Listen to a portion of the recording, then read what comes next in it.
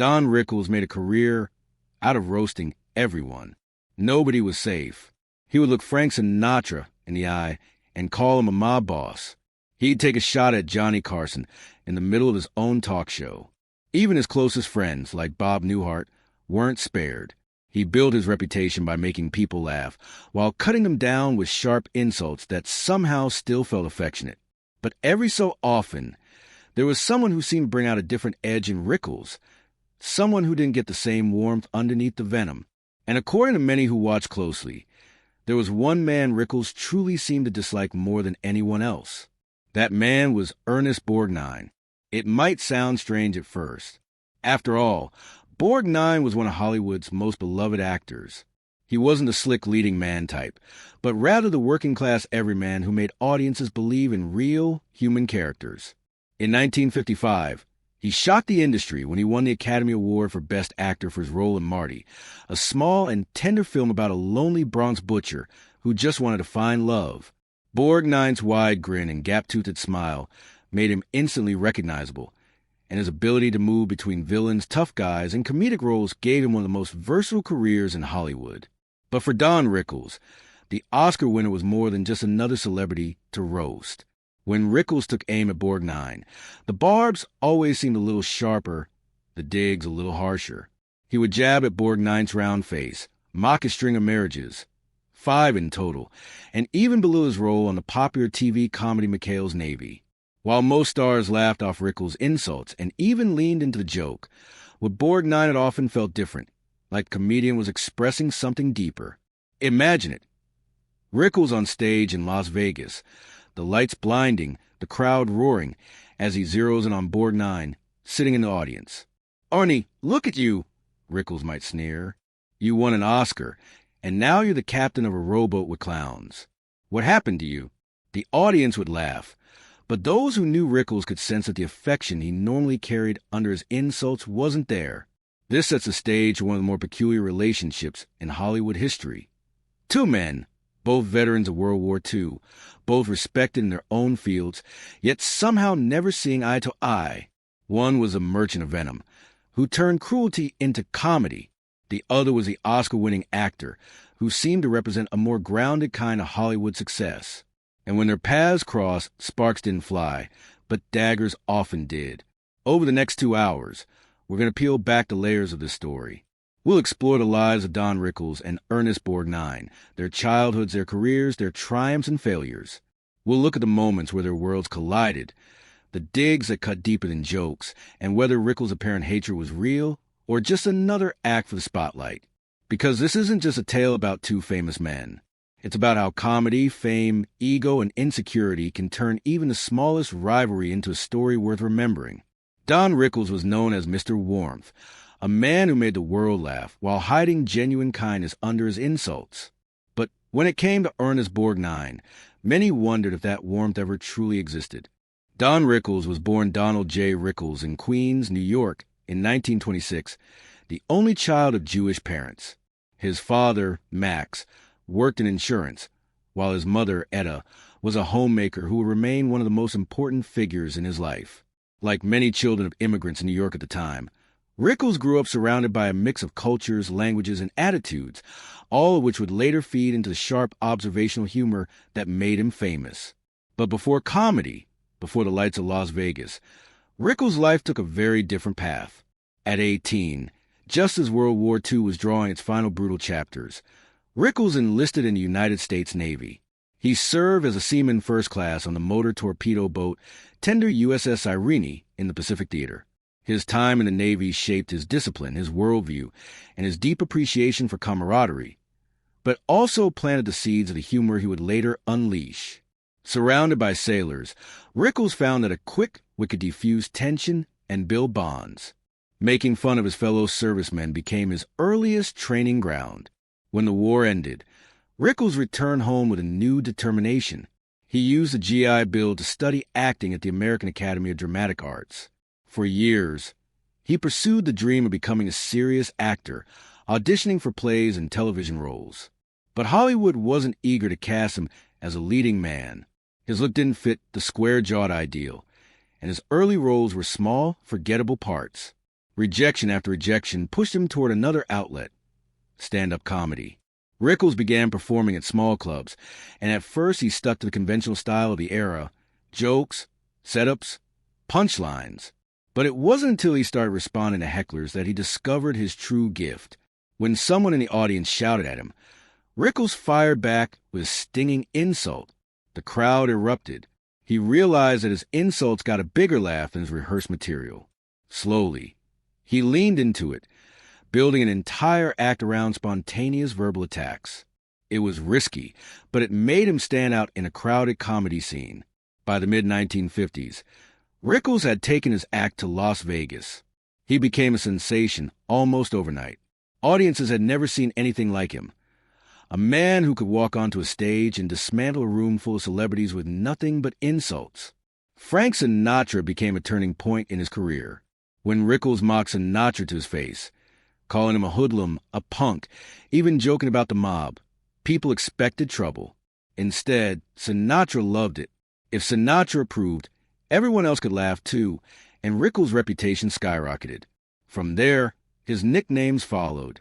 He was called the Merchant of Venom for the way he sliced into people, but he was also dubbed Mr. Warmth, a tongue-in-cheek acknowledgement that underneath the cruelty, there was affection.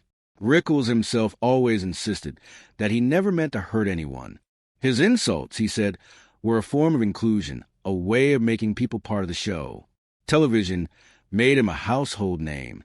He became a regular on The Tonight Show starring Johnny Carson, where his fast improvisation played perfectly. He was embraced by the Rat Pack, cast in films like Kelly's Heroes and Casino, and even landed his own sitcom, CPO Sharky. For decades, Rickles was the face of insult comedy, a man who could turn cruelty into laughter. His personality was sharp, quick, sometimes cruel, but usually affectionate.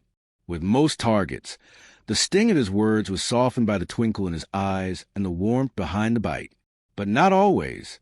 And when Ernest Borgnine became one of his regular subjects, audiences noticed that the warmth wasn't always there. Ernest Borgnine's story begins far from the glamour of Hollywood. He was born Ernest Borgnine in 1917 in Hamden, Connecticut, the son of Italian immigrants. His parents, Charles and Anna, had left their homeland to build a better life in America, and Borgnine grew up with the values of hard work, resilience, and loyalty. From a young age, he was stocky, cheerful, and tough, qualities that would later define the kind of characters he played on screen. But acting was the furthest thing from his mind as a boy. He was more interested in mechanics, adventure, and the kind of life that would take him far beyond the small neighborhoods of Connecticut. At 18, in the thick of the Great Depression and with the world edging closer to war, Borgnine enlisted in the U.S. Navy. What was supposed to be a short stint turned into a full decade of service. He joined in 1935, years before America entered World War II, and he remained through 1945, when the war finally ended. Borgnine served aboard the destroyer USS Lamberton and saw long, grueling tours. He experienced both the boredom of waiting and the terror of combat duty.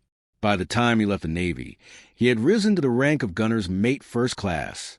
10 years at sea gave him discipline and maturity, but also a restlessness. He had served his country. Now he had to figure out what to do with the rest of his life. It was his mother who nudged him toward acting. She reminded him of his natural energy, his ability to make people laugh and listen, and suggested he try the stage.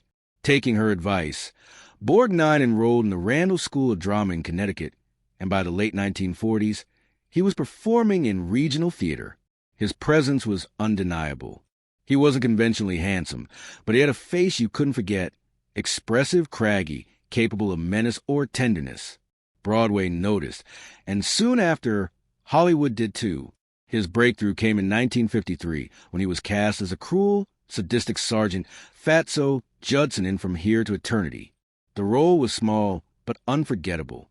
In one brutal scene, he beat Frank Sinatra's character nearly to death, and audiences recoiled at his raw intensity. Overnight, Borgnine was typecast as a heavy, the villain you love to hate. But just 2 years later, he proved he could do more than intimidate. In 1955, he starred in Marty, a small, heartfelt drama about a lonely butcher in the Bronx. It was the opposite of the tough guy roles he played before. Borgnine's Marty was tender, awkward, and deeply human, searching for love in a world that dismissed him. The film was a surprise hit, and Borgnine won the Academy Award for Best Actor. Hollywood insiders were stunned. The man who had played violent thugs was now celebrated for bringing such gentle honesty to the screen.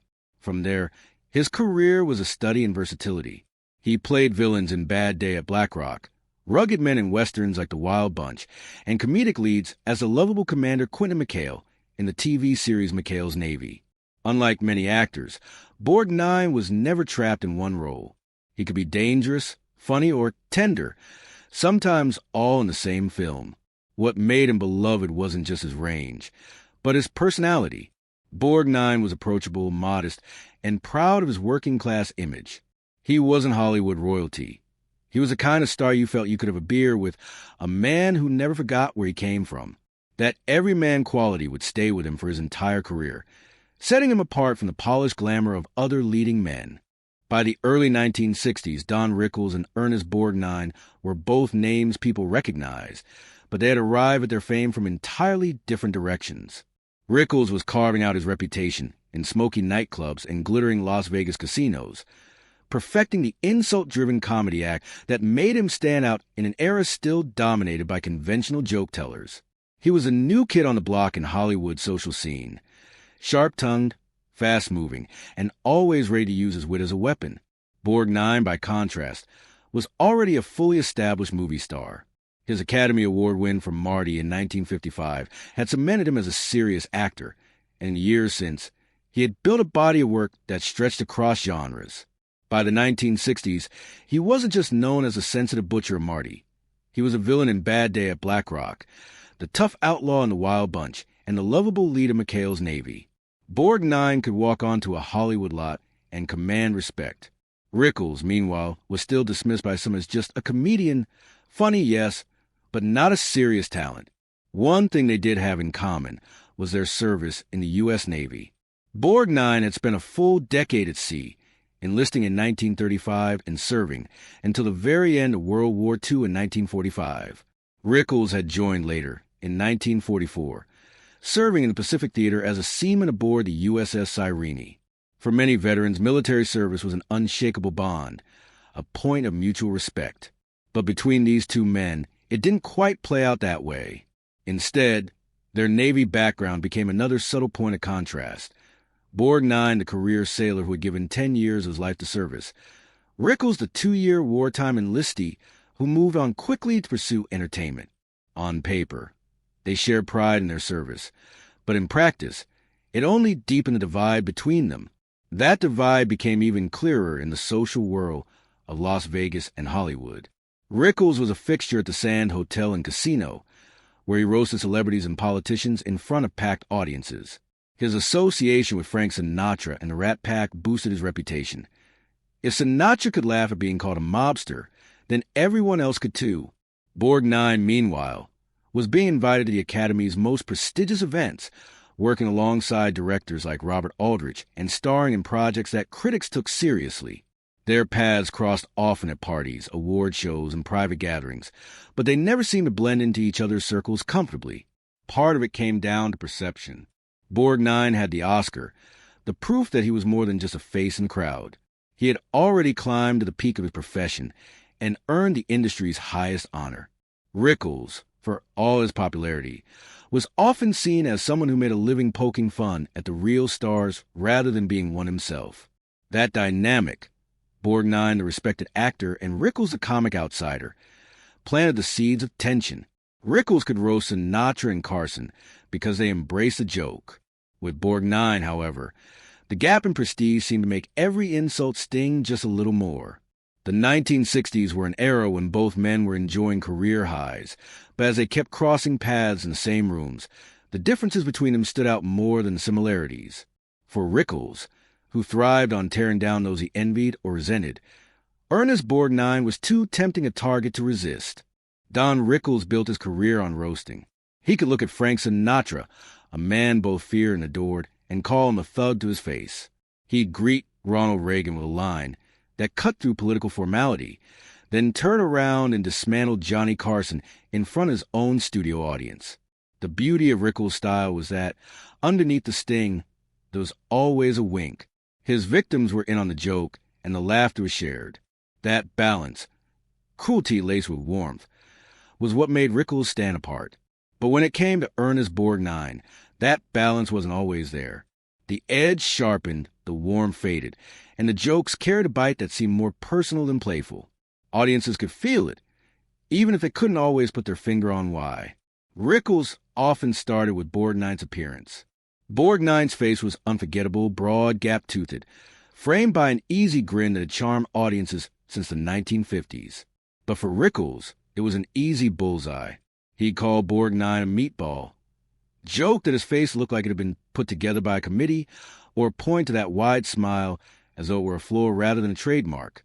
Most of Rickles' targets laughed along, but Borgnine's smile sometimes looked tighter, less willing to join in.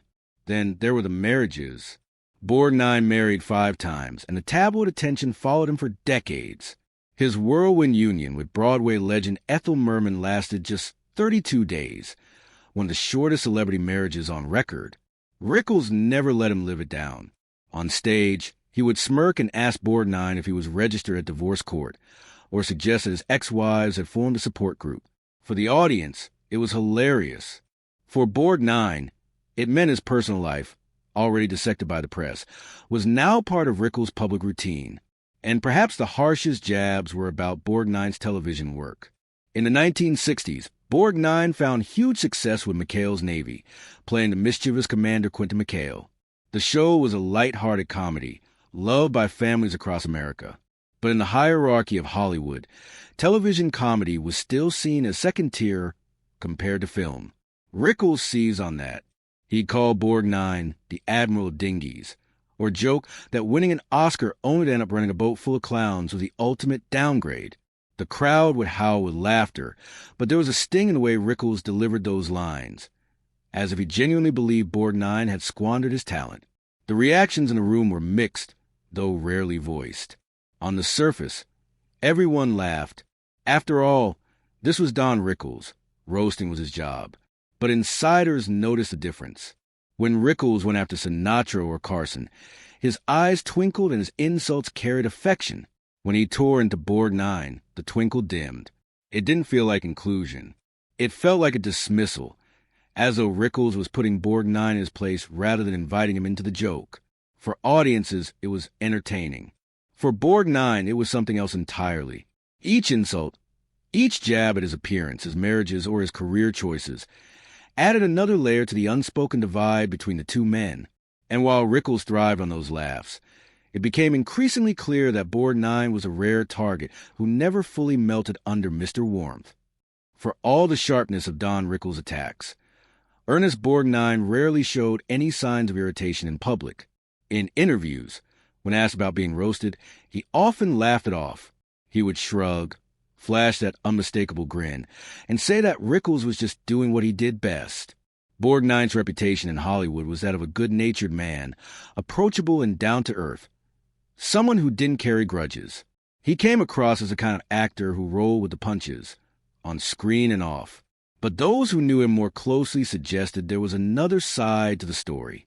Borgnine may have smiled, but not every jab landed as lightly as he pretended. Rickles wasn't just another comedian passing through. He was relentless, making Borgnine one of his recurring targets. For many in the industry, being roasted by Rickles was almost a badge of honor, a sign that you were important enough to be noticed. Yet for Borgnine, it seemed less like a passing joke and more like a permanent label. Over time, being the punchline in Rickles' act started to feel more like a burden than a compliment. In private conversations, Borgnine occasionally hinted at his discomfort. He once admitted that comedians sometimes went too far with him. It wasn't an angry complaint, but the kind of comment that revealed a crack in the cheerful facade. For a man who built his career on versatility and hard work, the idea of being reduced to a set of jokes about his looks or his marriages wasn't flattering. It chipped away at the dignity he had earned as a serious actor, and those marriages were already enough of a sore spot. Borgnine's love life was a constant headline, especially after his famously short-lived marriage to Broadway legend Ethel Merman.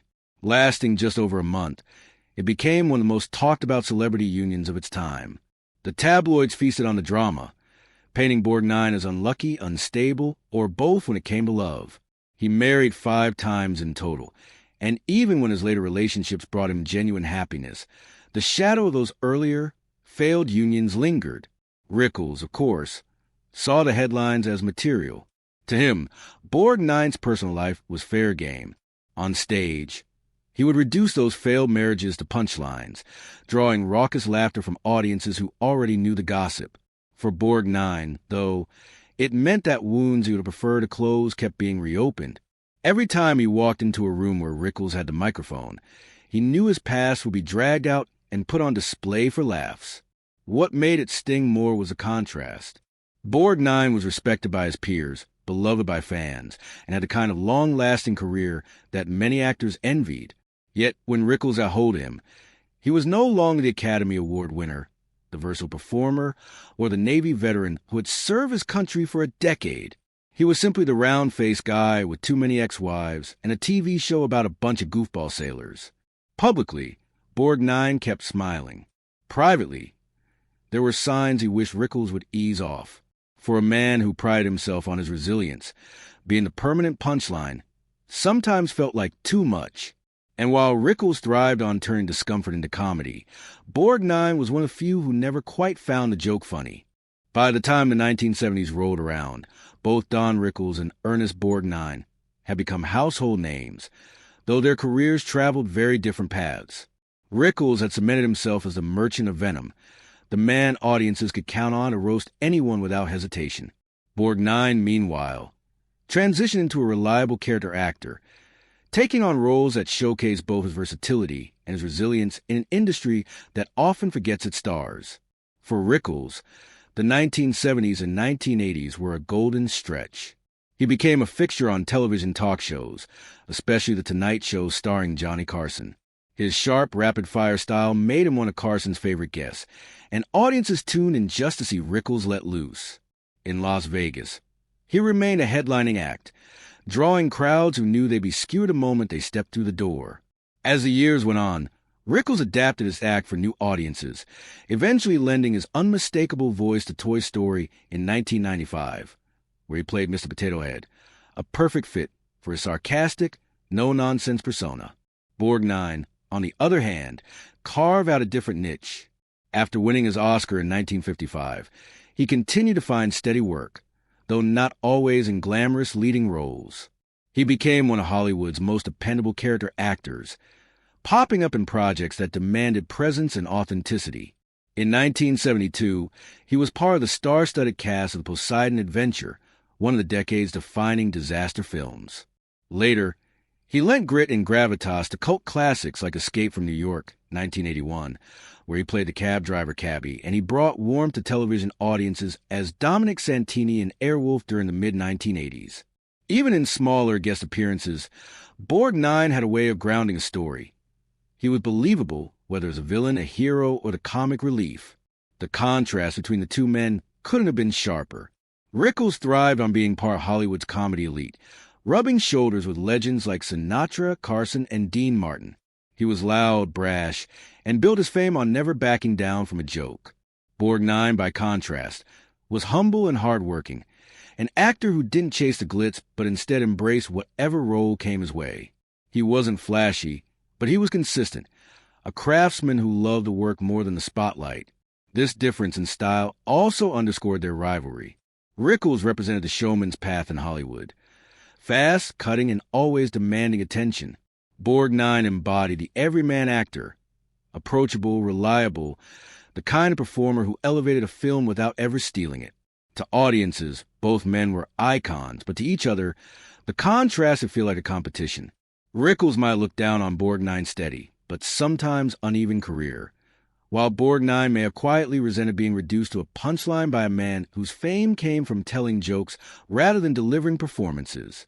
By the 1990s, both were still working, though in different ways. Rickles remained a beloved comedy figure, honored for his contributions to entertainment. Borgnine, well into his 70s and 80s, kept acting, proving that his passion for the craft had never dimmed. Their journeys highlighted two distinct archetypes in Hollywood: the sharp-tongued comedian who thrived on spectacle, and the grounded actor who represented resilience and humility.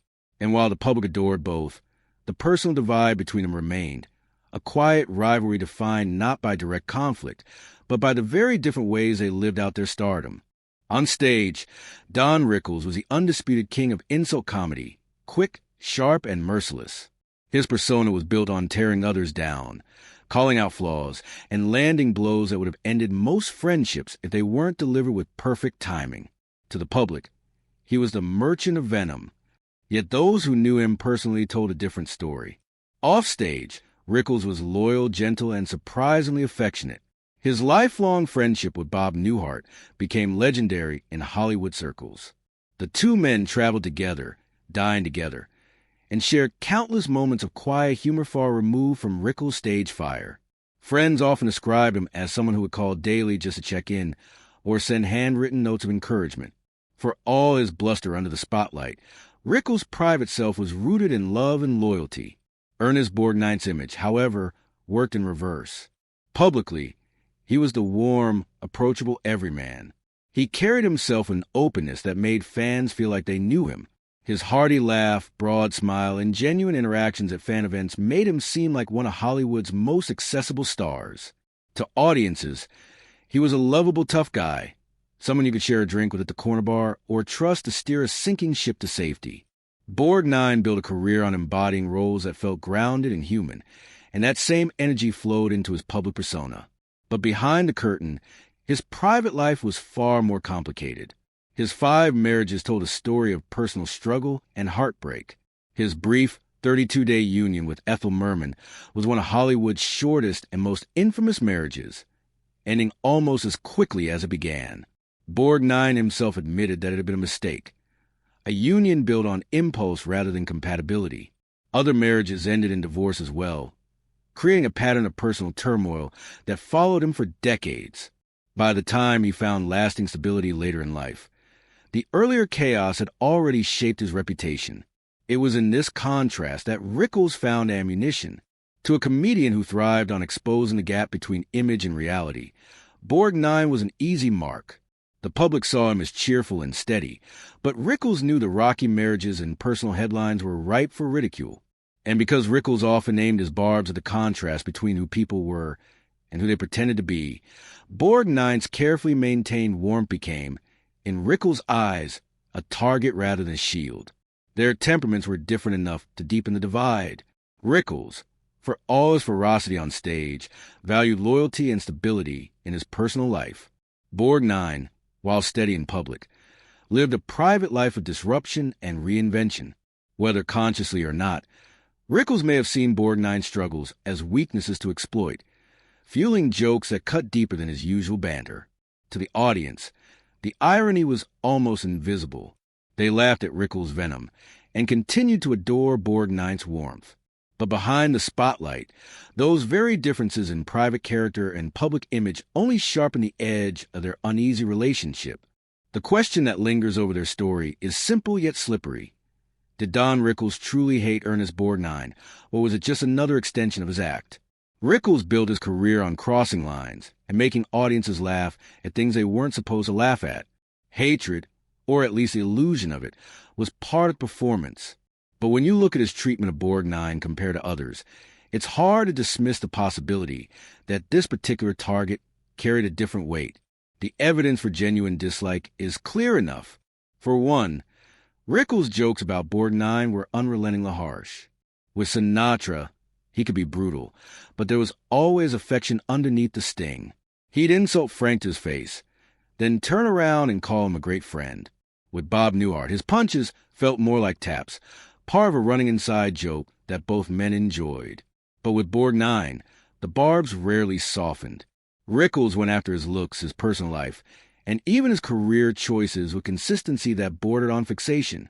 And unlike with his closest friends, he almost never offered public praise to balance out the ridicule. Borgnine was above the joke, plain and simple, without the warmth Rickles usually laced into his act. Another clue lies in Rickles' interviews. While he occasionally talked about the Rat Pack, Sinatra, Carson, or Newhart with fondness, He never really mentioned Borgnine in the same breath. For a man who loved to tell stories about his famous friends, the absence of kind words about Borgnine stands out. It wasn't that Rickles ignored him completely. He brought him up often on stage, but he never seemed to frame Borgnine as part of his inner circle. If there was affection, it wasn't obvious. And yet, the case against actual hatred is just as strong. Rickles insulted everyone. Presidents, icons, unknowns in the front row. No one escaped his tongue.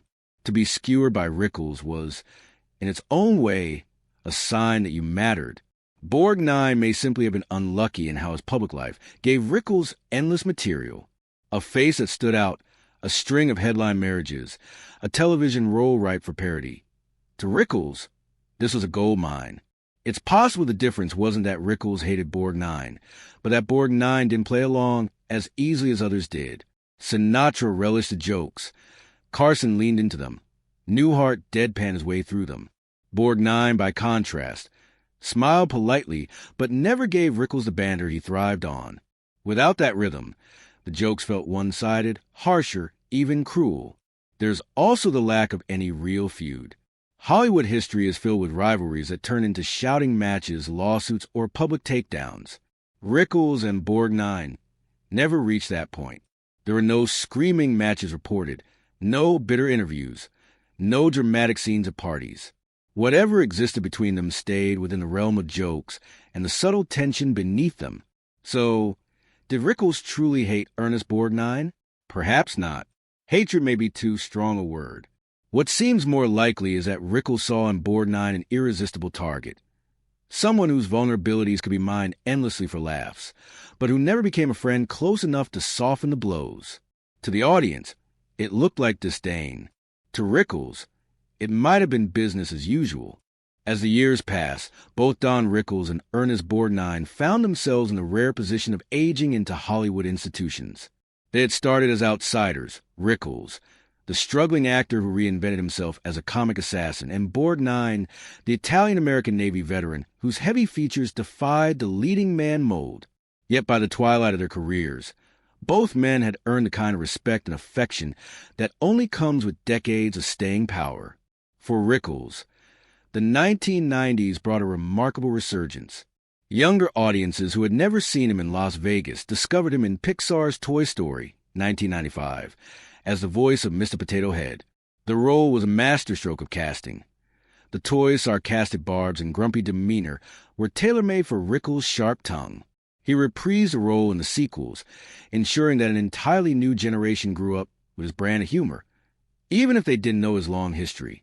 At the same time, Rickles became the subject of tributes and documentaries that celebrated his unique contribution to comedy.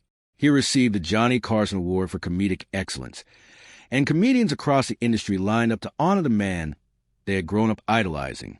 In his final years, Rickles was no longer simply the merchant of venom.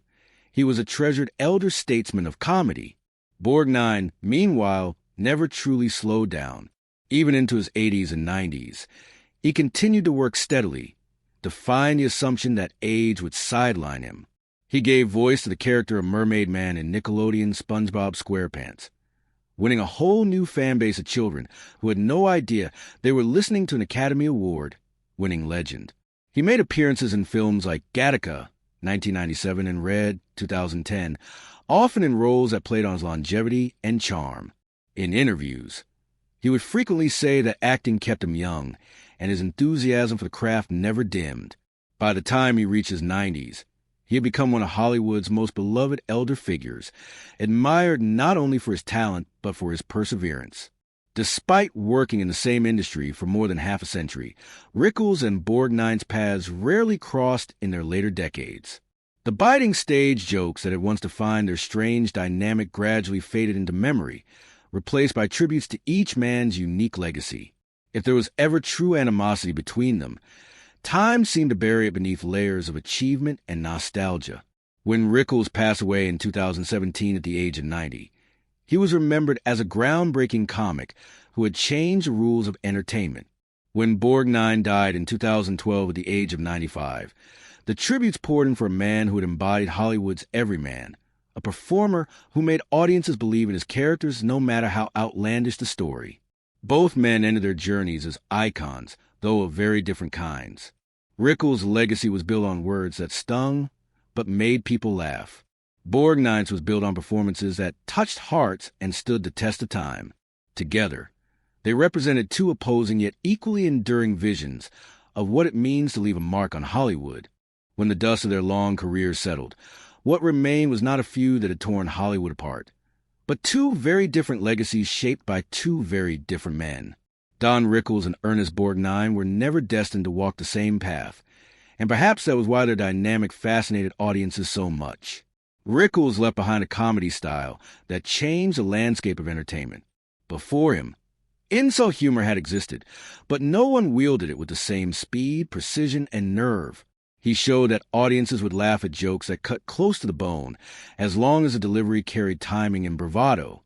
Generations of comedians, from Howard Stern's brash radio persona to contemporary comics who thrive on roasts, traced their style back to Rickles. He turned cruelty into an art form, balancing it with just enough charm to make people want more.